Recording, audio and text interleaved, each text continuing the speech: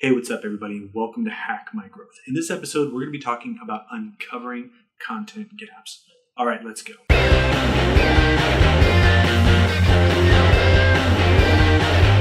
Thanks so much for watching this episode. If this is your first time watching, or maybe you've been watching a while but haven't yet subscribed, please do so. We publish brand new content each and every week.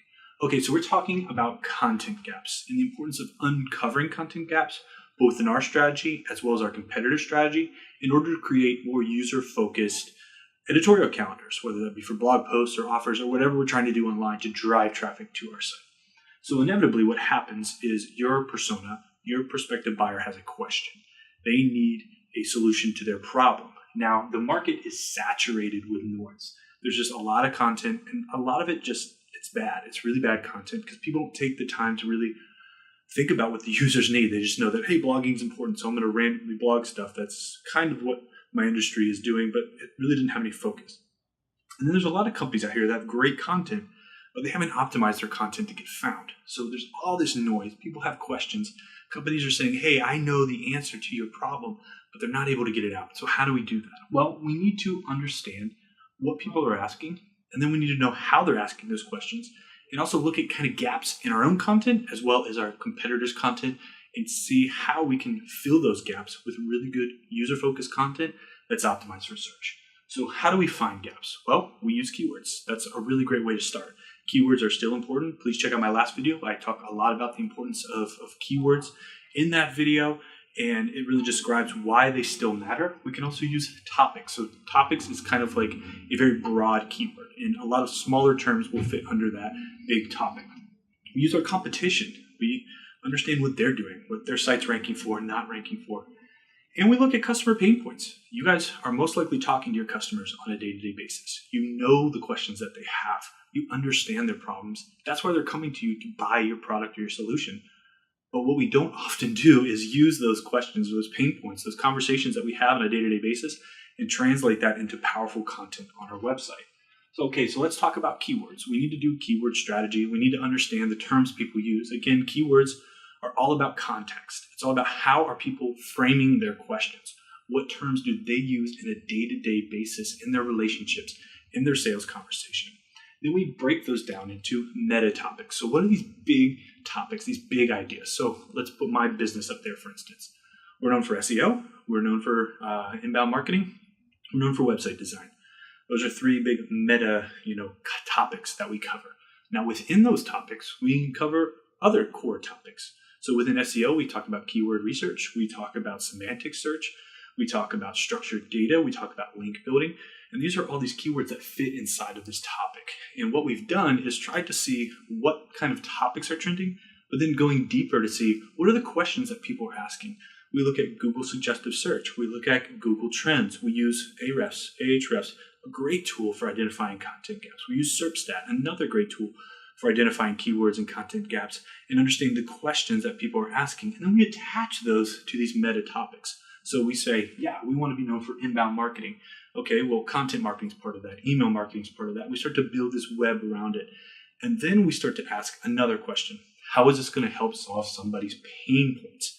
So I think that's where the disconnect happens. I think a lot of people are using this topic-based strategy, but they forget to connect it back to the user's pain point. So what problems are they having around SEO, around link building, around Tag Manager, around Google Analytics? What are the solutions they're looking for? How are we going to solve those problems? What are their wants? What are the things that they want right now that are going to help them do their job better or make them feel better? Something that is going to give them that sense of purpose. What are their needs? And they may not even know what their needs are. And this is the importance of entrepreneurs and business owners to really understand what those needs are. And this is where we need to listen between the lines in our customer conversations to know what they actually need. What are the features that we have that we can offer them to kind of solve these pain points, to make them feel better? The who, the what, the how, the why, asking these questions, a really great tool. Answer the Public will help you put these in the form of questions. These are questions that people are querying on a day-to-day basis. When you take your keywords, you attach them to a topic strategy, then you take that strategy and then you begin to funnel it through pain points, you're going to start to identify trends. Now, you're not done yet. You need to do some competitive research. And this is where Ahrefs has a really, really cool tool called Content Gap Analysis. There's a lot of other tools out there. That's the one I like a lot. What you can do is you can begin to plug in your keywords and plug in the URL, your URL, and then a number of your competitors. And what it'll do is it'll look for the keywords you're ranking for. It'll look for the keywords they're ranking for, and it'll begin to show you where are you competitive on the same terms. What are some terms, industry terms that your competitors ranking for that you haven't yet addressed on your site? And then where are some areas that you both are just missing? But they're really, really powerful terms that could be doing something different in your industry. You can look at these gaps and say, okay, well, we're on this kind of level playing field with this specific term. How can we one up our competition and get in front of our potential clients? Here's a couple areas of core business-like functions that we want to be known for that we're not even known for, but our competitor is. So what are they doing? What are the questions they're doing? Then you analyze their content. You begin to ask that question. How is this solving our customers' pain points? Do we have a better answer for this? Can we provide more information on this? Can we add more context to the discussion? The goal is to not create more noise. The goal is to solve pain points and to leverage content in order to fill those gaps. It's like a lever. You want to get that leverage by using content. And you can do that by addressing pain points, understanding the gaps, the areas that you're missing and falling short on. This isn't a 100% scientific process. There's research that is involved with keywords and topic gaps and those sort of things, but there's also a little bit of intuition. You've got to understand who you're talking to. You've got to use those lessons that you've learned from talking to your clients in order to leverage your content in a new way. So the key is to get started. Do your content research, attach them to topics, attach those topics and those core ideas to pain points. Then begin to write for people. Begin to write for the person that you want to interact with. That's where it starts. After you have that good piece of content that is really user-friendly, we can go back to optimizing that content using the SEO techniques we talk about, on-page SEO, establishing link building. We have a video on the perfectly optimized page. Check that out. It'll help you optimize your site page for search. But understanding content gaps and unleashing the power of those starts right here. Know who your customers are. Listen between the lines to the things they're saying and also the things they're not saying. Begin to identify those pain points. Do your research.